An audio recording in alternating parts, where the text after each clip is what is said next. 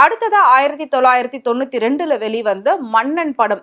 இந்த படத்துல விஜயசாந்தி ரொம்ப ஒரு போல்டான கேரக்டர் பிளே பண்ணியிருப்பாங்க. சூப்பர் ஸ்டார் ஒரு கூலி தொழிலாளியா இருந்திருப்பாரு.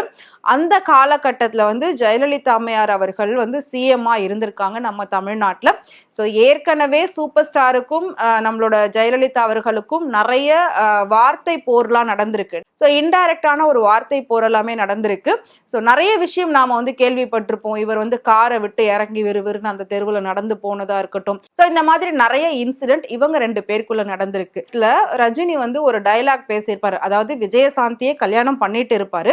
கல்யாணம் பண்ணதுக்கு அப்புறமா திரும்பவும் ஃபேக்டரிக்கு அதே ஸ்டாஃபா வரும்போது விஜயசாந்தி பயங்கர போல்டா இருப்பாங்க. சோ அந்த போல்டான ஒரு லேடியை பார்த்து அவர் பேசக்கூடிய அந்த மாஸ் டயலாக் வேற லெவல்ல ரீச் ஆயிருந்தது.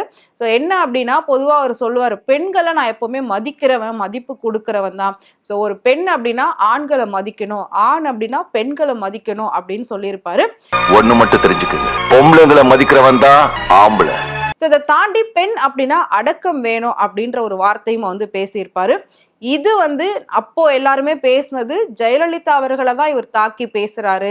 ஸோ இவர் டைரக்டா பேச முடியாம படத்துல இப்படி ஒரு டயலாக வச்சு பேசுறாங்க அப்படின்லாம் மிகப்பெரிய ஒரு சர்ச்சையாச்சு.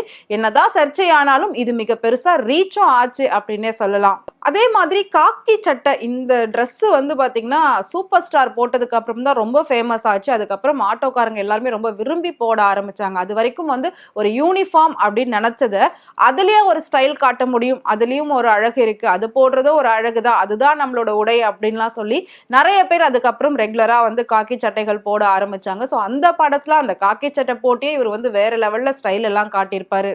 அடுத்ததா அதே 1992ல வெளிவந்த அண்ணாமலை படம். இந்த படமும் வேற லெவல்ல இருக்கும். சூப்பர் ஸ்டார் படத்தை பொறுத்த வரைக்கும் 2 பார்ட்டா இருக்கும். ஃபர்ஸ்ட் பார்ட்ல யாருன்னே தெரியாது தன்னை அப்படின்ற மாதிரி இருக்கும். அதாவது ரொம்ப ஒரு சாதாரண மனிதரா இருப்பாரு. எதுவுமே தெரியாது, யார் என்ன சொன்னாலும் அதை கேட்கக்கூடிய, அதை செய்யக்கூடிய ஒரு மனிதரா இருப்பார்.